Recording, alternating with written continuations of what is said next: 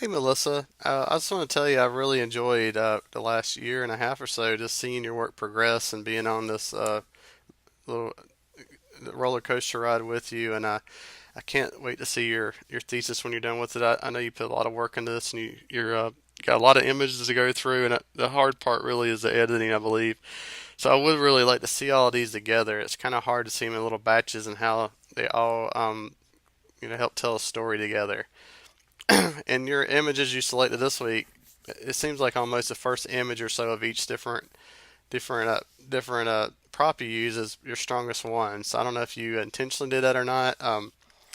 But looking at the first images here, I just tend to think this is the strongest one out of the three. This one, is just a little bit weaker composition wise.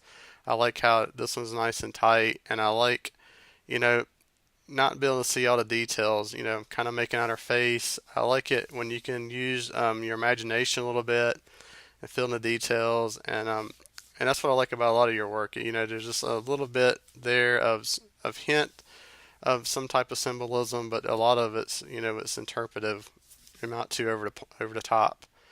I would say the same about these pictures with the bird cage.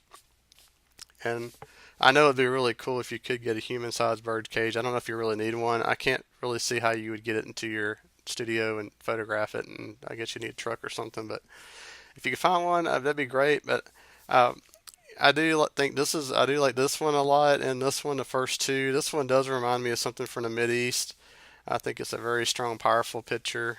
Uh, it just really makes me think about a lot of these old photographs, especially like the ones where you see like the women holding babies. I know you've seen those, and they're usually the women are covered up with something you can't see their faces. So it has that kind of Victorian era feel to it. These other ones are just not quite as strong to me. Um, they just look more typical. I feel like you pushed yourself with these two up here. I'd say the same with these. I'm not. It reminds me a little bit of like Odds Wide Shut, the movie with Nicole Kidman. Uh, this is probably again your strongest one. What I really don't like about this one is I don't like when I see the hand disappearing. It looks like it's a deformity or something.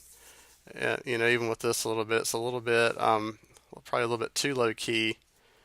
Where this one is kind of cool though. I like this one out of that set. And these I'm not a real big fan of. I start every time I see somebody laying down with apples, I start thinking about Snow White, and that might be a problem you're going to encounter. Sometimes that symbolism is going to bring back too many modern day references that we associate. Such as the apple and the sleeping. The person laying with it.